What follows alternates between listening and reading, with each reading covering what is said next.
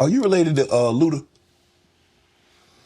No, so there was a crossroads where we were both invited to an Illuminati thing, and it had to be one or the other of us, and decisions had to be made. So it was both of us, we were equal. One of us had to cut off all their hair and couldn't do the sideburn thing no more with the points.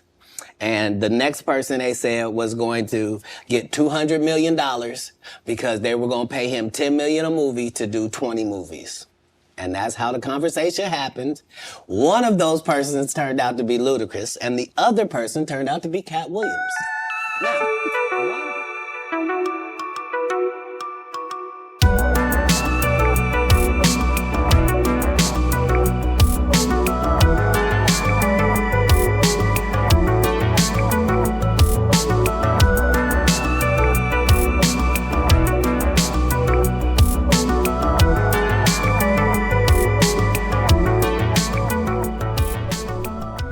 to talk to you about your Prize Picks addiction. My Prize Picks addiction? Addiction. I'm on DraftKings, sir. Oh, okay.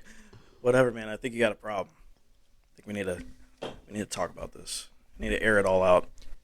Kalen, I'm about to make $100 today. You know, you never really win in gambling. You always lose a bit of yourself each time. Oh, are you talking about my soul? Yes. Son, that's, you know, that ship has left the dock. Catch me at Mystic Lake. Come on down to Mystic Lake, Halls. Welcome to the Perfect Movie Podcast, the podcast where we answer the question. Is this a perfect movie? I'm Kalen. I'm Michael. Today we are doing our top 10 movies of 2023. Correct. Last week we did some good, not great films. Yeah, today we're doing the best films of the year. Michael, would you like to start us off? Okay. I'm doing a top 10. You were doing a top 6. So we got to sync up in a minute. Okay? So I'm going to do 2 real quick. So my first one was kind of locked in at 10, I think, as soon as I saw it. Guardians of the Galaxy 3. Kalen, did you ever get around to watching this movie? Okay. Well, it's touching. It's a good time. It's a worthy send-off of the Guardians franchise. There's some really great needle drops. The music at the beginning and the end in particular really stick with me. I love these movies, and I think I've already talked about this one a bit on the podcast, so I'm going to keep this one short. But Guardians 3 is my number 10. Quill, life is a pond. And you've spent your entire life leaping from woman to woman as if they are lily pads upon this great pond. Perhaps what you need to do, Quill, is learn to swim. That actually made sense. Yes, it made sense. No, I mean, that's sort of an analogy. And I didn't know that you were capable of that type of thought. No, lots of analogies, Quill. Analogies, metaphors, etc. For instance, Gamora's head is like a lily pad because it is green. Analogy. And also stupid looking and flappy. Flappy? Because her skin is made of a leaf. Metaphor. Is it? Yesterday, I made a poop shaped like a fish. Even my butt is capable of making an analogy. My number 9 is Rye Lane. This is a rom-com, which is weird for me. It's a Hulu. I don't know if it's a Hulu original, but it is on Hulu. It's a British movie.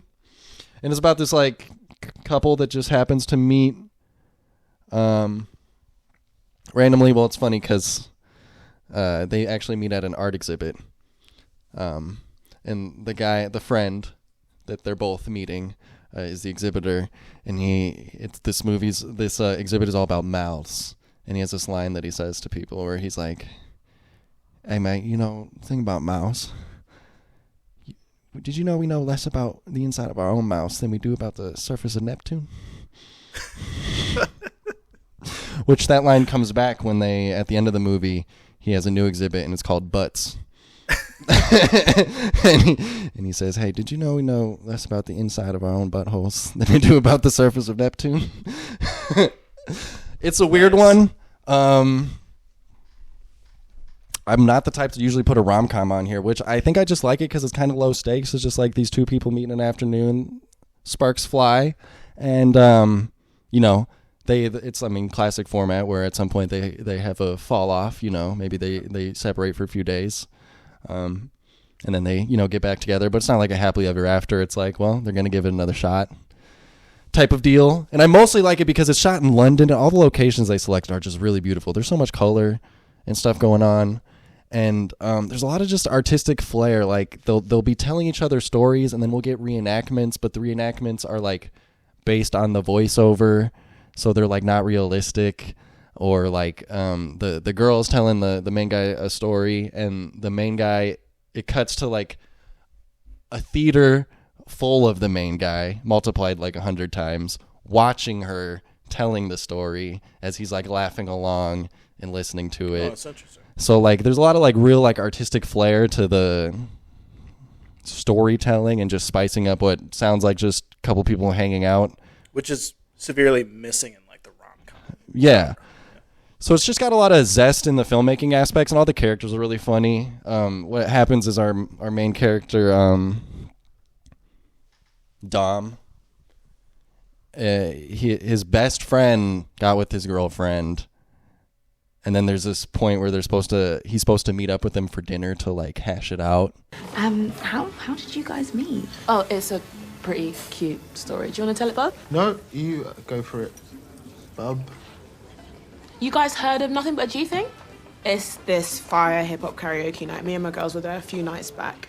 And, I was just chilling, fighting off an onslaught of dead guys. And just as I'm thinking, rah, there isn't a single decent guy in this entire place, I hear, "We have yes!" Turns out one of my girls put my name down as a joke. And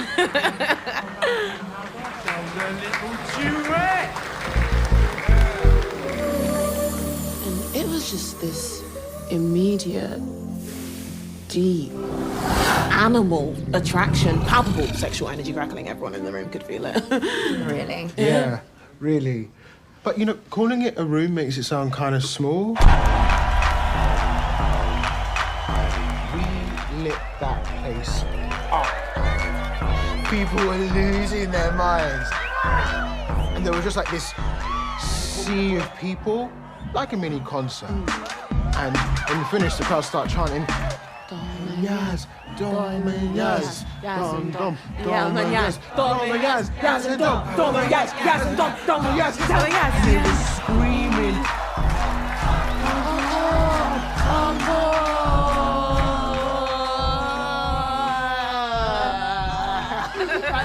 They were going to tear the bass out if we didn't go again, so we did 5, 6 20 more songs. It was wild.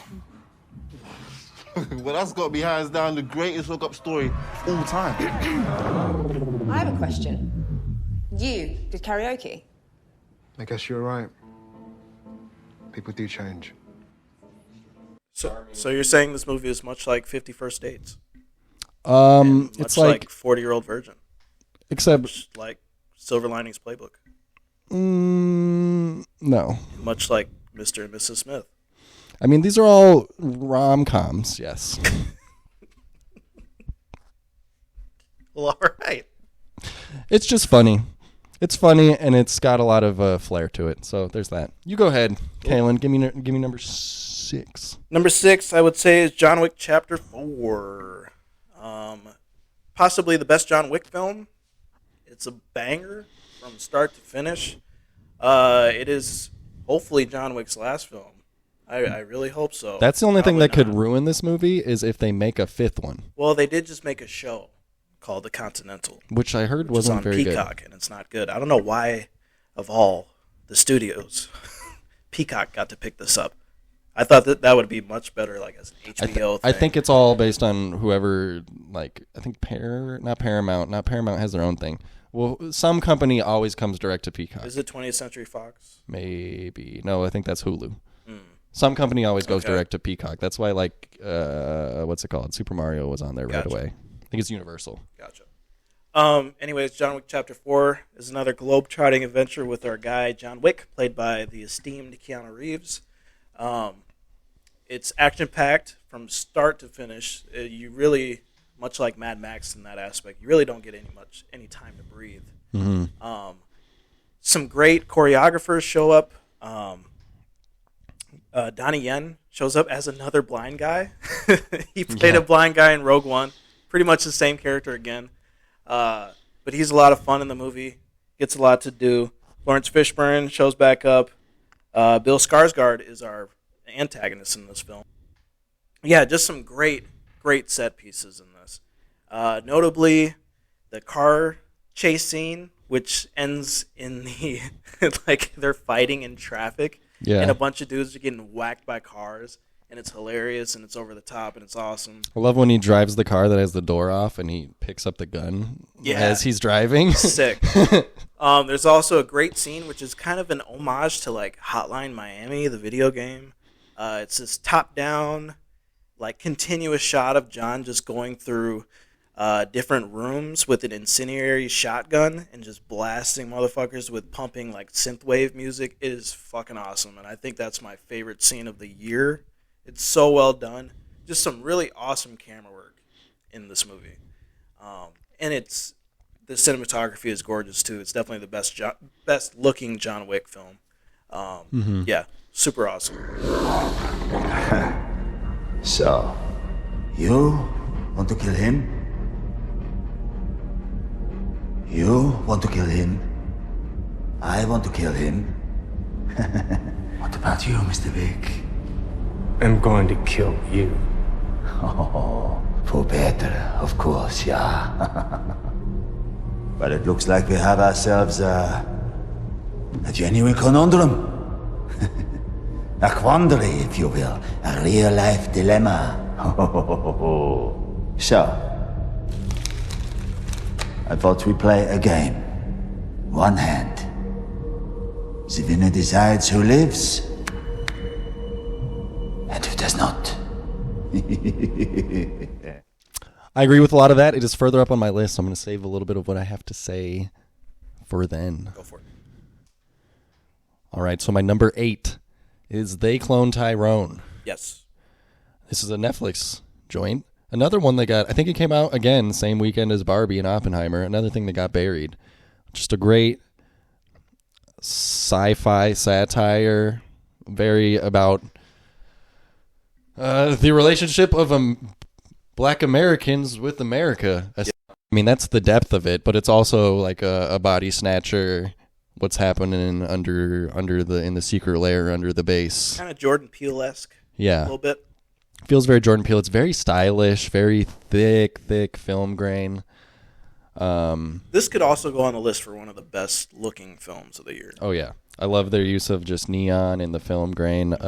John Boyega is really great in his parts. Unrecognizable in this. Yeah, he's a totally different type of guy. Far cry from Star Wars. Tiana Paris as Yo-Yo. She's really funny and really great. I was going to say they took the tarp off of John Boyega for this. This wasn't playing in China. Yeah, they didn't send. No, this is not on Chinese Netflix. Jamie Foxx. Whoa, let me say that again. Jamie Foxx. I'm going through puberty over here, guys. Don't worry. Jamie Foxx as Slick Charles the Pimp. Great character. Great character. Love. You came in here, you passed up on my beige, bitch, and you went outside, and you pulled a 50 cent. My beige, bitch. That just rolls off the tongue. Who that? Why we gotta do this? Ain't no way. Damn dope. It ain't no way. Damn. Ain't no way. Jesus. You sending ghosts to a pimp? Money, man. Ain't no way. You got 5 seconds. How this be? There's gotta be a logical explanation to this. You see the shit? Man, 3 of them will bust your shit open. And open the damn door. You know why I'm here? I think we got more pressing issues to talk about. And what's that? They shot your ass. Where the money at? Do you not remember getting lit the fuck up? You should be breathing through some tubes right now. Look, I don't have time for all this. Fontaine, you took it. You took it. You came in here, you went to my haberdasheries, you passed up on my beige bitch, and you went outside and you pulled a 50 cent. I was, what does he say? International Ball Players Pimp of the Year. Also, Tiana Paris, she's great as Yo-Yo. Yeah. This is going to be later on your list? Yes. Okay, so I'll let you talk more about that then. My number 7, I'm going to say it like they say in the trailers. Knock at the Cabin. Knock at the Cabin by M. Night Shyamalan. Shyamalama Ding Dong. I love a movie that just get right the fuck to it and don't mess around. And let me tell you, this movie don't waste any of your time. It just starts, and all of a sudden, big hulking, but Dave Bautista's talking to the cutest little Asian girl you've ever seen in your life. And you're like, what's going on here? Why does he want to talk to her? He's really nice, but something's not right here. See, you're catching grasshoppers. Can I help you? I guess so. I loved catching grasshoppers when I was your age.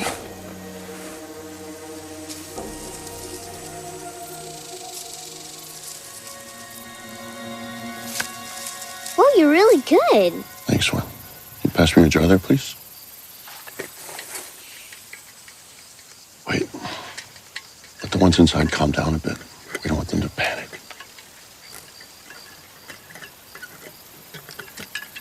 There you go. Are you just a natural, or did someone teach you how to catch grasshoppers? Daddy Eric taught me. I'm studying them. I'm gonna take care of animals when I grow up. You call your dad by his first name?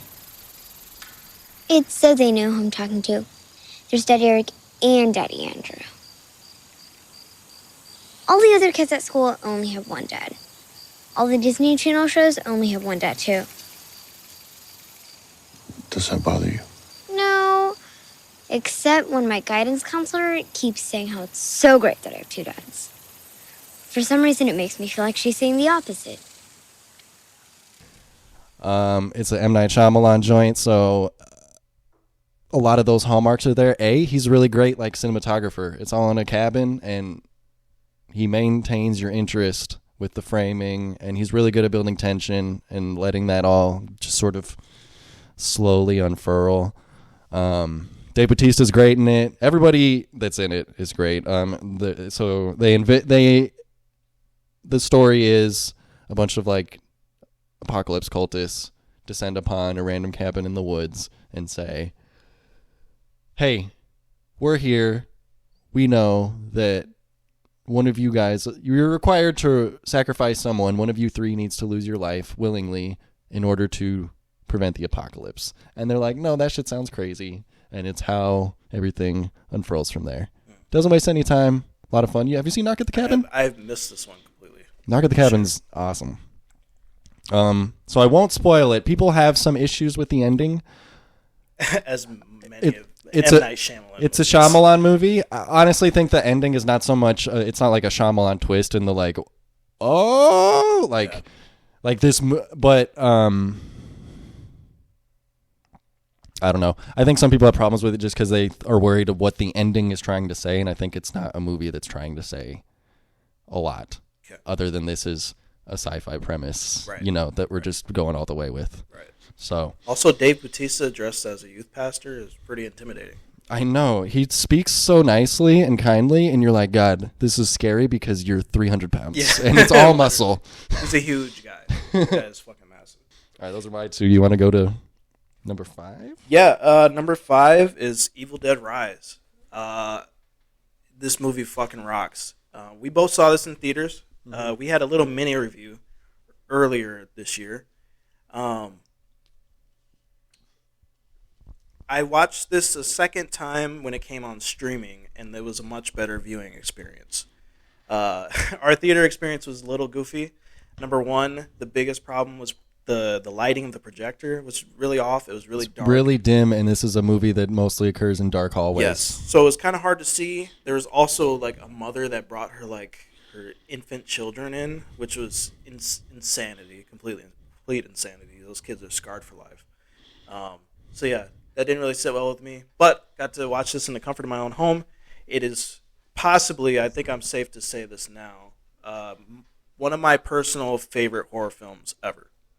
This film is just so well done. And as an Evil Dead movie, I think it has that fan service to it, but it also kind of does its own thing.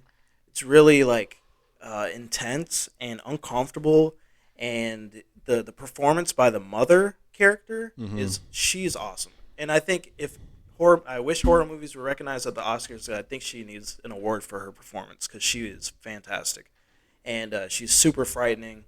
And you really like kind of not build a relationship with the characters, but you really do care about the protagonists. They're all likable. Yes, it's the opposite of like Cabin in the Woods 2013, where they're all like shit teens that you kind of don't like. Yeah, like these are just normal people trying to go about their business. Nobody's trying to fuck. Yes, you know, and the last 40 minutes of this is some of the best horror I've probably ever seen.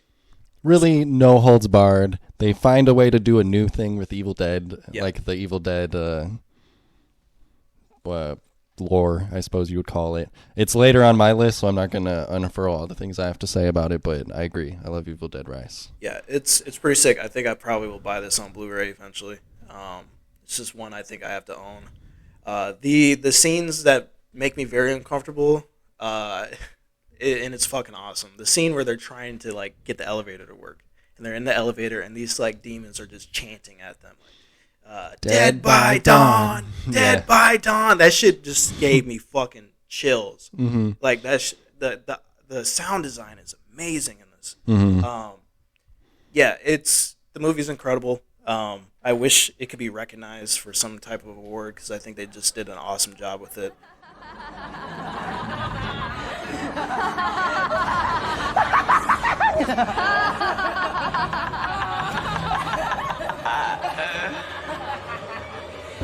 Everybody here dies by dawn, Beth. Dead by dawn! Dead by dawn! Dead by dawn! Dead by dawn! Dead by dawn! Dead by dawn! Dead by dawn! Dead by dawn! Dead by dawn!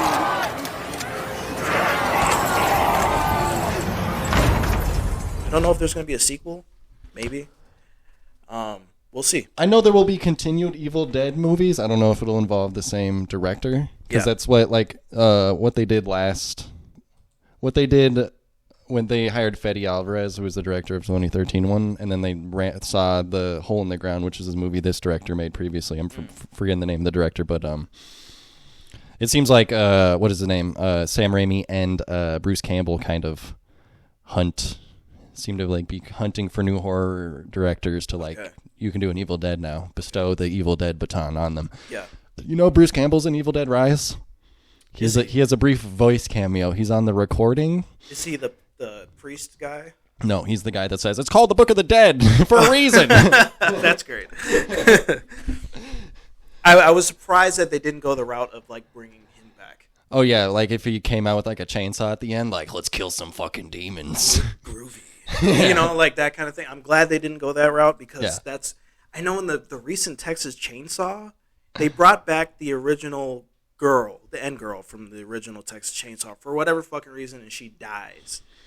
I'm like, why are we doing this? Or I haven't watched it, but the new Exorcist, they bring back the mom so she can say, they didn't let me help with the exorcism. I don't know, because of the patriarchy. I didn't actually witness it, the exorcism. They wouldn't let me. Why not? My opinion, it's because I'm not a member of the damn patriarchy. Not a member of the patriarchy. The goddamn bed is levitating off the ground. The one priest is about to have an emotional breakdown and can't even fucking get his shit together. The demon is saying things you'd hear in an MW2 COD lobby. Up your ass. While spitting God knows what at the priest. Oh yeah, and this part. Christ, who lives and reigns with the Father and the Holy Spirit. But yeah, it was definitely the patriarchy. It's because I'm not a member of the damn patriarchy. Like, no, because you're not an exorcist. Did you watch that? No, but I've been like thinking about doing it, and then every time I do it, I'm like, why would I waste my time? It would be in one of the runnings for the worst movies this year. We'll see. But there's always that part of me that's like, maybe I'll like the thing that everybody hates. Yeah, but also, I don't know. This one, it seems like everybody hated it. Like, everybody hated it. It was pretty unanimous. I think, like, people who were hardcore fans of The Exorcist absolutely despised it. So Yeah. So I'm going to introduce my next movie with a clip for you, and then we'll show it to this. The audience will get this same clip. Because this movie delivered me something I didn't know I needed, which is why I put it on my list. Gotcha. I trusted you two, and y'all exploited my solidarity. I played the role of an amazing ally. Is this about the time I said Amelia Earhart was a fake hero? Because it's true. Many a guys fly planes without crashing, but you never hear about them. And then it's like, oh, it's so hard to be a girl. We make less money. We have to lose our last names. I love you. I want to be with you for the rest of our lives. Oh, I love the mint green backsplash in the kitchen. And all of a sudden, you leave me for a motherfucker named Tony. And suddenly, the fucking kitchen is lime green. I think that moved away from us. Oh, you look confused, like how I'm confused right now on how you created a fucking fight club to get some coochie. And for what? You don't even know how to work that thing. I know y'all ain't tickling the pearl, you know what I'm talking about? You know what I mean? Caressing the back of that neck and all type of, you know. Sorry, I just don't know if you're supposed to be talking to us like that, just like as a teacher. Man, I knew women were evil. Motherfuckers always telling me like, no, that's not true. But time and time again,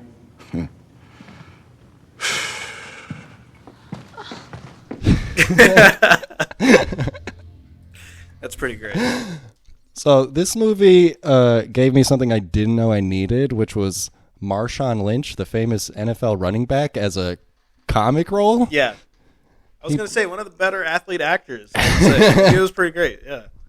He's so funny in this movie. Give the Oscar to Marshawn Lynch. So Bottoms is a comedy. It's so a couple lesbians who at the beginning of the movie, they're like, they don't hate us because we're gay. They hate us because we're gay and untalented. Okay. Are like, look, we're losers. We don't even get a chance to talk to the ladies that we really want to talk to. You know how we can do that? Fight club. I mean, self-defense class. I'm going to start a self-defense group where I can invite all these ladies and, you know, have an excuse to rub up on them and stuff.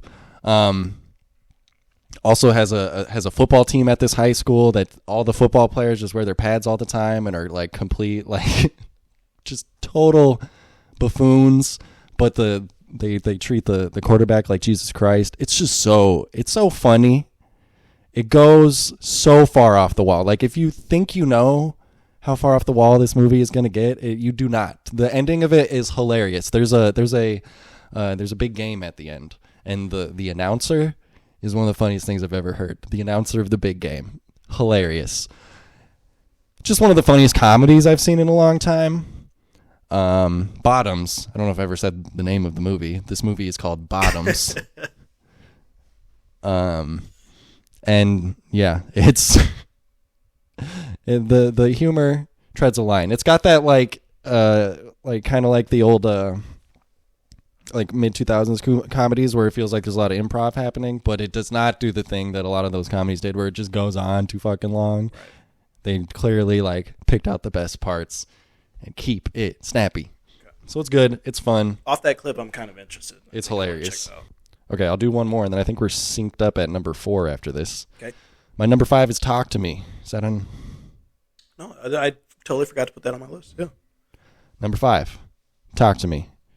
We have a whole review. Yes. So I'm not going to oversay it, but it's awesome. Again, has something to say about social media. It's made by YouTubers who got the ability to make this. And you think of a YouTuber making a movie, you think of like the worst thing you've ever seen, but this is this is a classy, well-made, well-written horror movie that is getting a sequel. Yes. I love the ending of this movie and the way it wraps back around, kind of, without fully spoiling it. Like, it's just one of the cooler, like, that was one of those spine-tingling moments where I'm like, oh my God. Yeah. This all just, got sewn up in a cinch like that. Like, it seems obvious once it happens, but it hits you like a ton of bricks, Right. Right.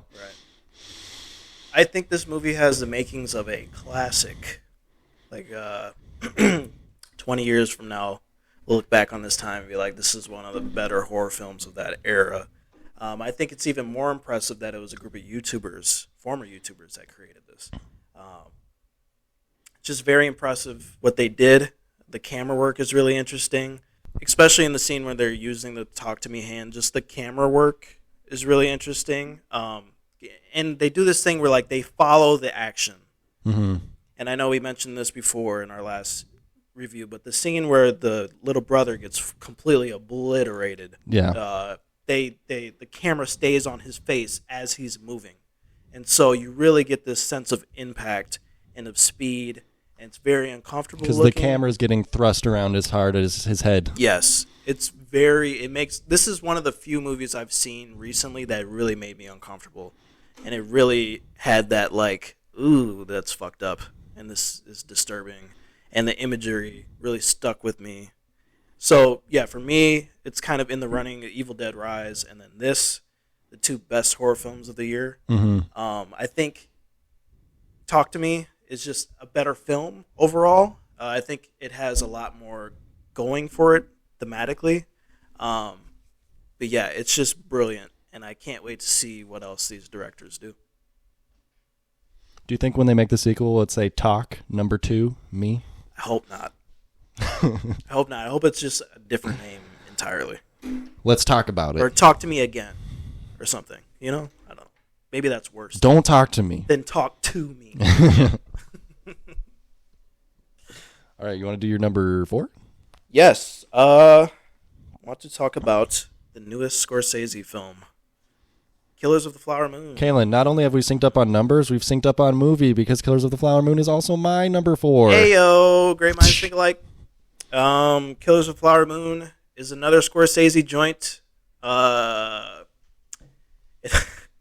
gotta read my Letterboxd review because it kind of sums up Martin Scorsese films as a whole. Let me pull this up real quick.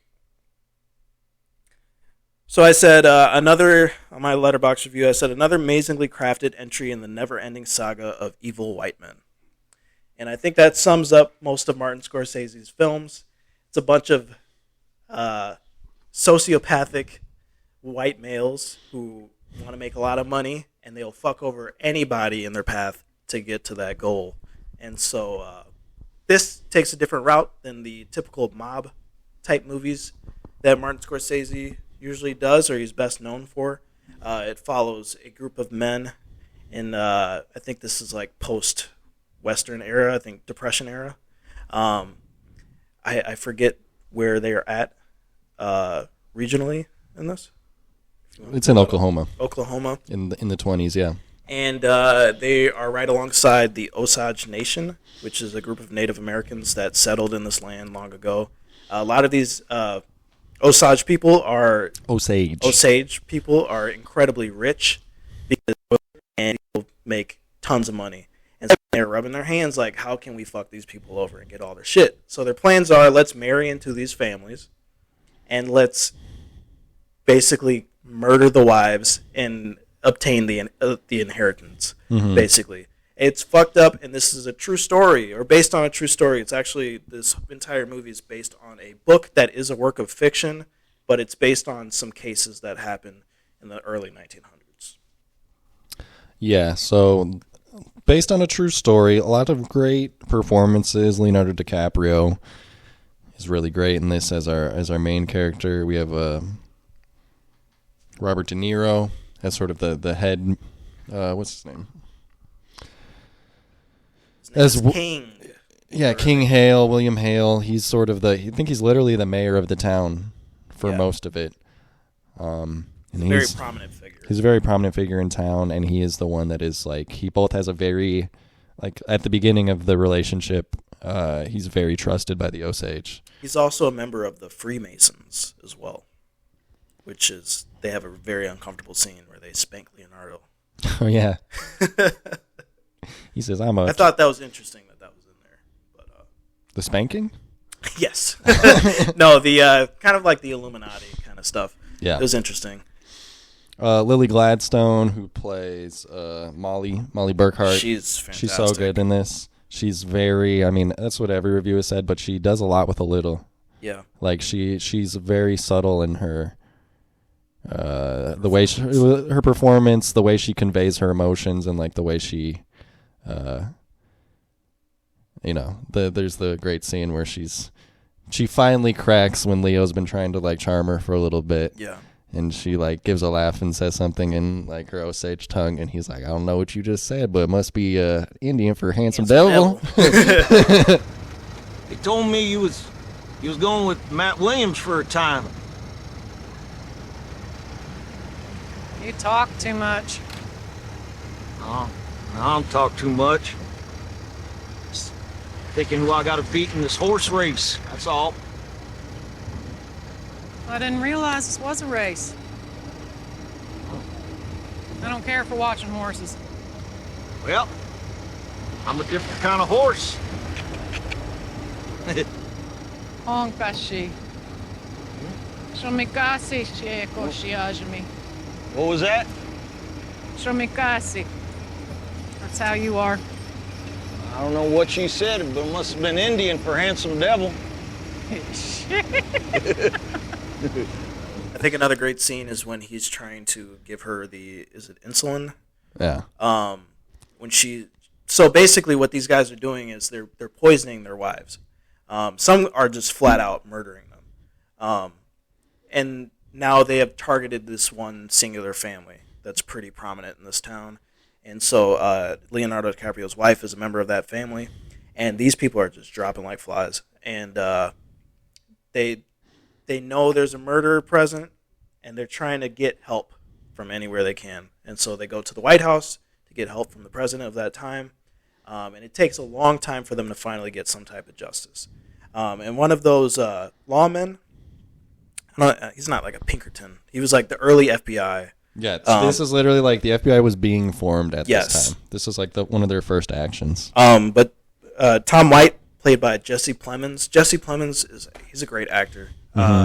He's good in everything I've seen him in. I haven't seen him in anything he's just got great performances. And I was actually very worried about this movie that's coming out soon with him called Civil War. And then I saw who the director was, and I saw Jesse Plemons was in this, and I was like, okay, it'll be fine. But yeah, great performances overall. It's just Martin Scorsese. The man's how old? Like 80s. And he's still able to do this shit.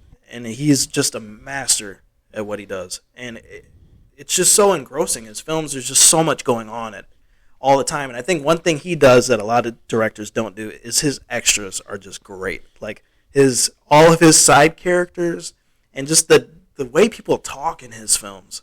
They're just so engrossing, and you could just really it's awesome. It's a completely different than his usual yes style, but I think one of the scenes that stands out with me the most is when all the Osage leaders kind of have that meeting. Yeah, the dialogue was so natural, and the way they're speaking, and just kind of I was like, oh, this is kind of like going to black church. Yeah, because everybody goes, yes, yes, like yes. There's lots of affirmation of the speaker. Yeah. It's like, you will go and do this with this person. Yeah, it's just a really But you feel that it felt like a real thing. When this money started coming, we should have known it came with something else, because it's a white man's money. Yeah. It's not what we were taught coming down Missouri, Arkansas, and Kansas. What has come to our reservation that doesn't belong here, and it's them. They're like buzzards circling our people. Yeah. They're going to pick us body clean, leave nothing. Well, there was this great line by Robert De Niro in the beginning of the movie when he's talking to Leo about the Osage people, and he's like, these people may not talk a lot, but never underestimate them. Yeah. He's like, never think that they don't know what's going on, because odds are they know more than me and you. And just different things like that. It was just a great line. Just a lot of Scorsese movies are magic. Big movie for guys who can turn their lips downwards. I don't think I have that muscle. When you can do that upside down smile. No, it feels uncomfortable. But Leo and De Niro are doing that the whole movie. This upside down frown, and it's a gross look, and it makes them ugly, and it's all part. Especially Leo, he looks like a pug. He looks like a pug dog in this movie. He's so squinty and scowly. And I think they give him some fake teeth or something. They do something weird with his teeth. His teeth were fucked up in this movie. Yeah, I mean, there's not many negatives to this film. I think this movie warrants another viewing. because I think there's a lot that I missed. And Scorsese movies are like that because they're so intricate. And I will definitely watch this again. Try to see every little detail I can. And usually, most times you rewatch the Scorsese film, you find something new. So, yeah. But I did miss the New York accents. Shout out to Brendan Fraser for showing up and just swinging away with his lawyer. For sure. He's so just he was intense. fresh off the set of The Whale. Yeah, sweaty and big. If you testify against your uncle, you realize that this can be held against you for the rest of your life. And you can be convicted for the Smith murder. Spend the rest of your days in prison. Do you see that? No, I suppose I didn't think that through too much, but, They're giving you the rope to hang yourself. Do you see that? He doesn't see that. He doesn't see that. Ernest! Yeah. If you do this, you will be murdering your uncle. Ernest, you don't want to do that? Have him die in prison? Do you, Ernest? No, of course I don't want that, Murdy. You know I don't want that. Yes, you have all the power to save his life. He is saving you, dumb boy! All right, so my number 3, which you've already brought up, is John Wick 4.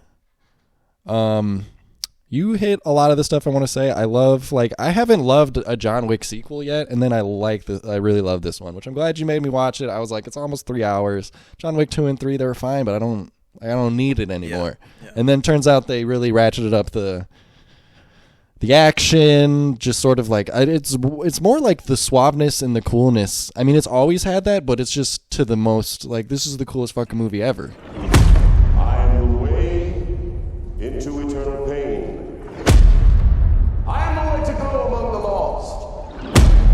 Before me, there were no created things, but those that last forever. As do I. Abandon all hope, you who are about to enter here. You are now in the presence of the motherfucking king. Although Keanu's a little like it makes me laugh the opening scene where Lawrence Fishburne is just absolutely eating his line delivery, and he kicks open the door and he's like, "You are in the presence of the motherfucking king," and he lights things on fire, and he's like, "You ready, John?" You ready, John?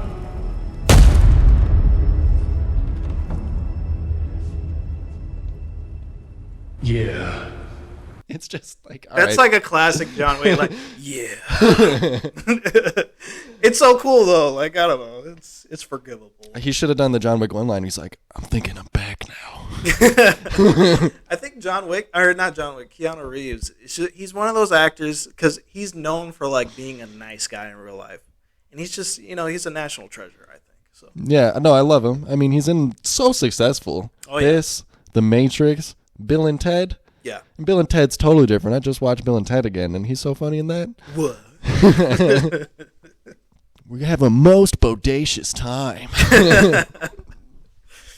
Yeah, John Wick 4 is awesome. For sure. I love the use of a lot of foreign actors in the John Wick films because there's some great Indonesian choreographers that they have in the John Wick films. Is it 3 where he has the fight in the library with Boban Marjanovic? Yeah, that's John Wick 3. Yep. And then he also fights the guy from the Raid movies. Not Iko Uwais, but the antagonist from the Raid films. He fights that guy. And he's a really short dude, but he can move, man. That guy's got some hands. Yeah, it's just a real fun celebration of martial arts, and it's a good send-off for John Wick, which is why we say hopefully there's no sequel. Yeah. Finally dies. Well, I wasn't going to spoil it. Or did he? It's been out for 8 months. We never see the body, but yeah, I just let him rest. Let it rest. I didn't expect that, and that's why it worked. Because nobody does a 4-part series. Right. It's always a trilogy. So Well, I that's was why, like, because I mean, he had that scene in John Wick 3 where it was like he fell off a fucking building. I know. I was like, he should have died. Yeah, and I feel like that was a studio thing where they're like, all right, John, he's gonna bite it, you know, and they're like, nah, we got to keep this money cow rolling. Yeah. Like, yeah. I mean, he has a great fall in this movie when he falls out that window. Yeah. After the top down scene. Right. It's fucking it's fucking nuts. I mean, the physical strain it would take in real life to do the shit that he's doing. And I love that we have this over like, I mean, it's 2.5 hours plus, just so much action and choreography and all this stuff. And then you know how we end this movie? Gentleman's duel. Oh yeah. Yeah. It's fitting. Mm-hmm. Yeah. For sure. Especially with how John Wick movies are so wrapped up in like the honor and rules and all that. It's a very classy way to go out for sure. Number 3 for you? Number 3 for me, Barbie. Hi, Barbie. Hi, Barbie. Hi, Barbie. Hi, Barbie. Hi, Ken. Barbie is fantastic. It was a cultural phenomenon, I would say. It's still kind of like people are still talking about Barbie. Barbie stars Margot Robbie, just a great actress, and a lot of stuff. She fits the role perfectly. Barbie goes on this self-finding adventure, first in Barbie Land, and then she goes to the real world. She realizes the real world is shitty and that nobody really cares about Barbie and what she does for women, because she doesn't really do much for women. And it's interesting because we were talking about this in our last episode with like the consumerist type films. Mm-hmm. And I think this did it about as tastefully as it could, in a way where it's like it's downing on this kind of stuff, but also it's still trying to sell a product, which in those aspects I do have issues with the film. And we did talk about this before because we did review this, so I don't want to get too far into it again. But yeah, Barbie is great. Great film. Yeah, it was on my honorable mentions list mostly for the reasons, like my reasons I don't love it. I mean, it's very entertaining. It's a very watchable movie. If you haven't seen Barbie, watch it. I mean, everybody's fucking seen it. I don't need to tell you to watch Barbie. It's not just for girls, man. Guys can watch Barbie too. Come on. You are Knuff. They put a guy in the movie, Ken. It's kind of ironic that in the Barbie movie, Ken is the best part. Yeah. Who would have thought Ryan Gosling? I mean, he was funny. He's really, a lot of great lines. Ken's Mojo Dojo was great. That whole sequence was fun. Beautiful. I know. Barbie's here. Ken? What have you done? What are you wearing? Don't question it, just roll with it, tiny baby. Don't call me baby. What about mini baby? Like this mini fridge? No, Ken, this is my dream house. It is my dream house. It's mine. No, this is no longer Barbie's dream house. This shall henceforth be known as Ken's Mojo Dojo Casa House. You don't have to say dojo and house. And casa. But you do because it feels good. Try it. Mojo Dojo. Casa. Mojo Dojo Casa House. All right, my number 2, which you already talked a little bit, is Evil Dead Rise. I may have took some substances and I was watching it late one night, and I just for like the third or fourth time, which I love, and I just want to say a few extra notes. The title card for this movie kicks so much ass. After the Deadite in the cabin at the beginning, she rises from the water, and then the Evil Dead Rise logo rises from the mountains behind it, and the music is soaring, and it's just, and you're like, yeah, this movie's gonna be great. This movie takes about 3 minutes for a Deadite to scalp someone and go, "Who's the brainless meat puppet now?" Yeah.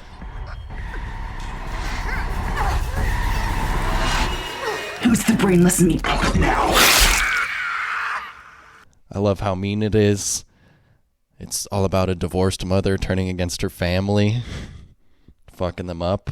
I mean, everybody's seen the trailer, the "open up now." That's already a classic scene. Open up and let us in, Cassie.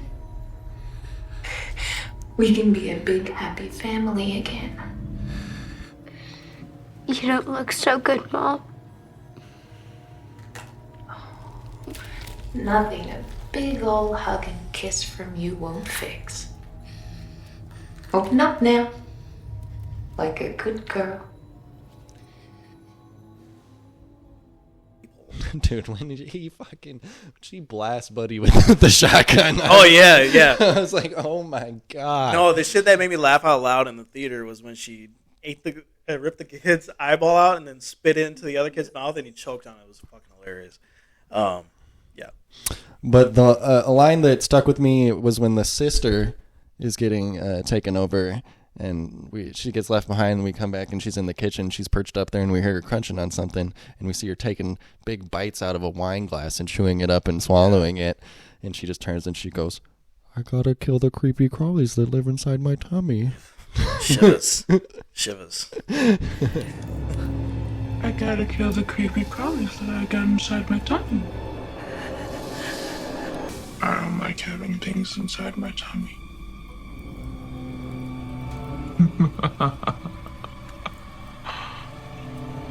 Do you, Auntie Beth? I just love how personally mean the Deadites are. Yeah. I love the line, probably my favorite line this year, when she's in the bathtub, the mother's in the bathtub, and she starts getting full on possessed. And then she comes out and the little girl. Mommy's with the maggots now. Some really interesting camera work as well, especially towards the end. I'm thinking when the aunt character is like, she's got so much adrenaline going, she's rushing after trying to save the young girl. And they have this really interesting shot where, and it kind of harkens back to original Evil Dead, with it's like a head-mounted camera, and she's running, and her head is like in a stationary position, but her body's moving. It looks fucking maniacal and fucking like the stress of this situation is wearing on this character, and she's got blood all over it. It's fucking awesome. So I think they should either go one of two ways with this. I think Evil Dead works best with like a great setting, and so this was a good setting in an apartment building. I think the next one they should do like a laboratory thing, where it's like at a government facility, and they have this book, and then somebody does something fucking crazy with it. And then it's just all anarchy in this government facility. But they can do that because you could easily cut off a government facility from the outside.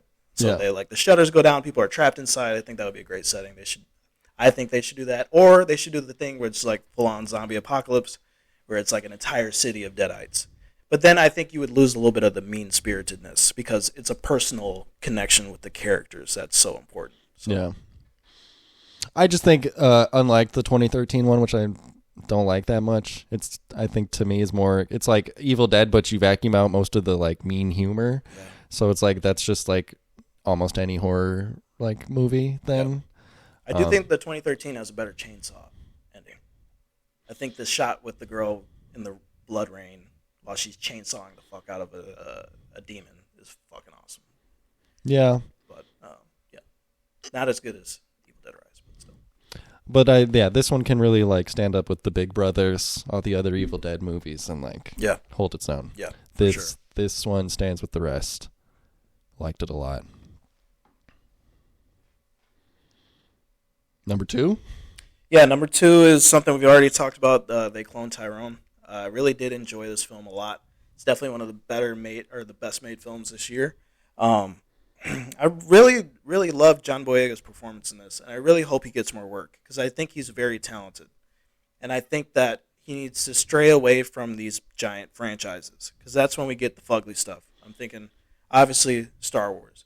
Also, what's the big mech movie? Oh, Pacific Rim Uprising? Pacific Rim Uprising. He was like supposed to be Idris Elba's son in that or something. Do you know his story about that? No. That his dad saw that, and then he saw Star Wars, and he was like, I preferred Pacific Rim. Really? Yeah. Oh, God. Dad's got no taste. Or does he? I don't know. I think he might have been right. But, yeah, I think it was just great performances. Really fun. I love that black cinema is, like, making a full-on return. Mm-hmm. And it's not just fucking stupid comedy films. We're making very smart movies about our culture that But are it's- also like social commentary, but it's not too in your face about it. I love that because there's just some great directors out there, great black directors, and yeah, it's awesome to see that we're getting more work. That's great. Yeah, the only thing that prevented this one from being a little higher is I didn't love like when we sit down and like have the explanation. Yeah. With Elder Tyrone. Yeah. Or whatever his name was. It was just like maybe didn't need that much explanation. It felt a little unnecessary, and also I didn't love the answers that it was giving me. Right. You know, it was just kind of like what? Yeah. But it didn't take away from it's 90% enjoyable. All right, and I think we're gonna sync up on number 1. What you got? Say it together. My number 1 is Spider-Man Across the Spider-Verse. Na-na-na. Hobie? Look at that, another one. I love how many different variations of you guys there. I mean, like Paul Big Stepper. Yeah, man. what's this dude saying? It's English for we got along great and we're close friends. Is this the younger from 1610? Do you understand this guy? Hey, Obi, thanks for breaking the shield. I loosened it. Bit of advice. Use the palm, not just your fingers. What's up with your suit? Is he bleeding from his armpits? Miles, Hobie, Matt. Hi, I've never heard of you because Gwen barely ever mentioned you. Alright, my name's Obi Brown. I was bitten by her. Wouldn't you like to know? Yeah, man. And for the last 3 years, I've been the one and only. Wait. You think I'm gonna show you my secret identity? Come out of it. That is when I'm not playing shows, antagonizing fascists, staging unpermitted political action / performing art pieces, or having a laugh at the pub with Amanda. I'm not a role model. I was briefly a runway model. I hate the AM, I hate the PM, hate Abels. I'm not a hero because calling yourself a hero makes you a self-apologizing narcissistic autocrat.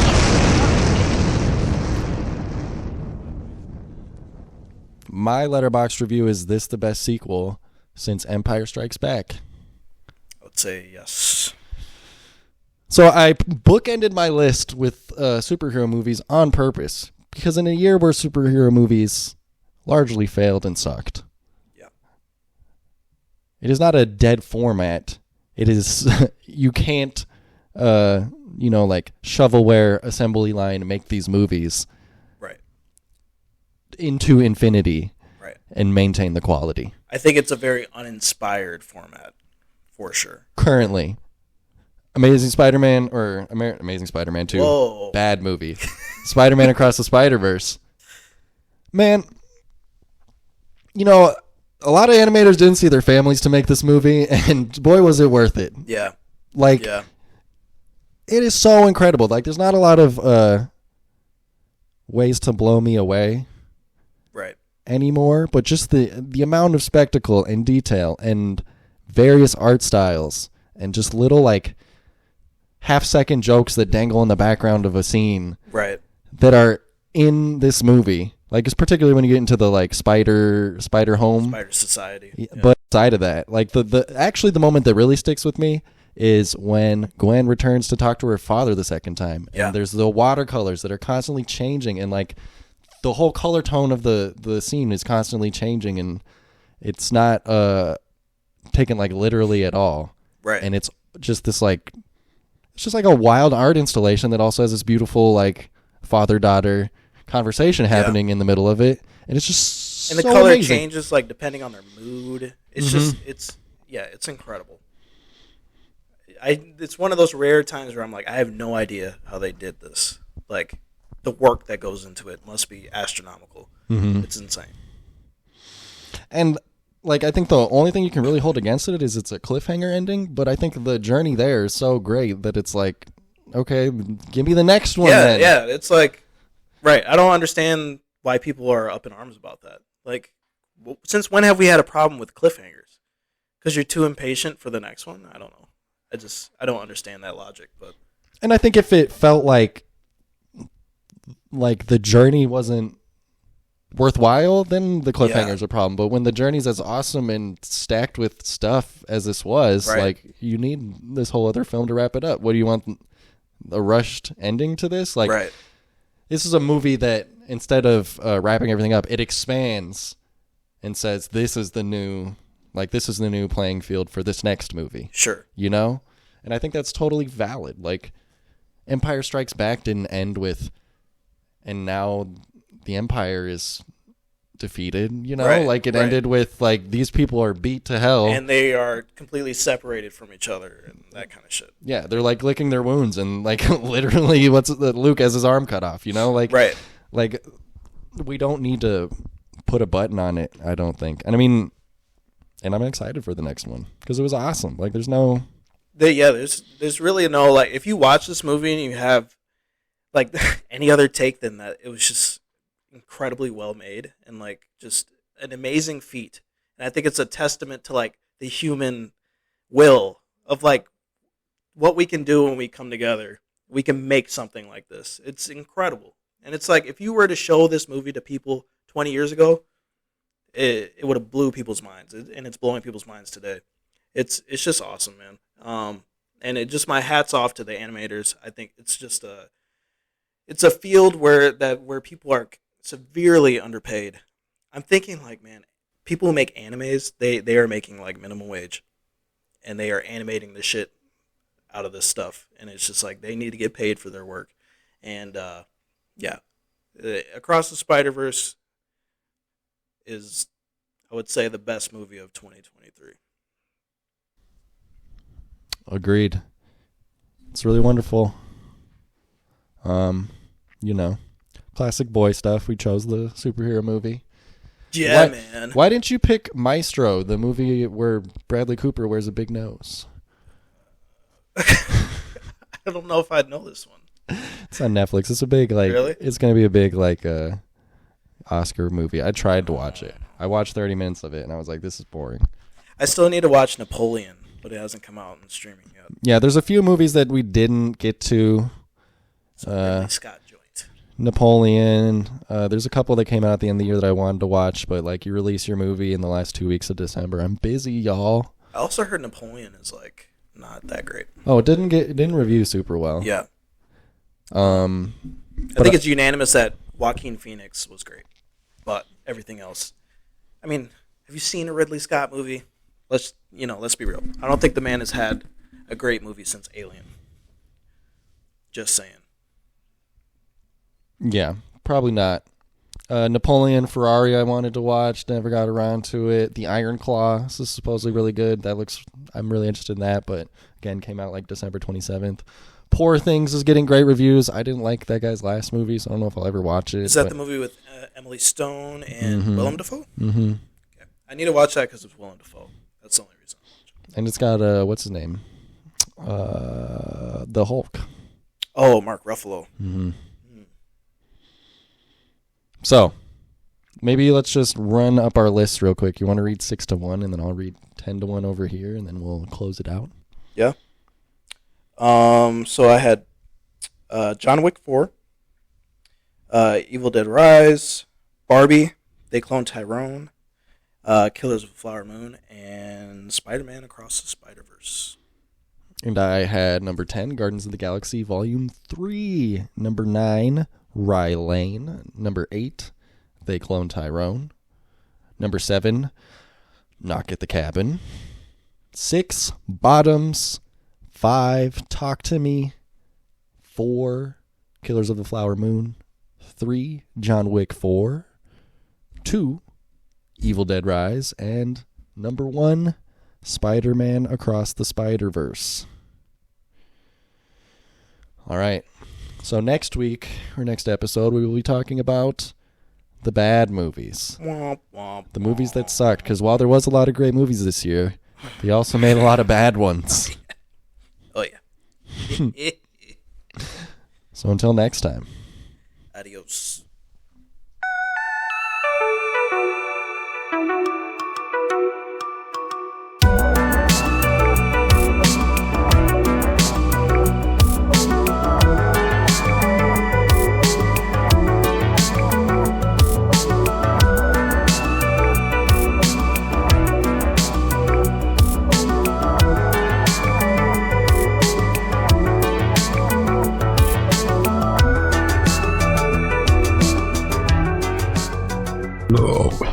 There you go. That's fine. That's fine. Get it all out. I just chugged a coffee. Why do you not have any energy at 4 p.m.? It might have something to do with the fact I have low T Oh, what? You got a beard, though. So long and short of it is I am low energy almost all the time. I'm anemic and low T. Let's play some games. Yeah, let's play some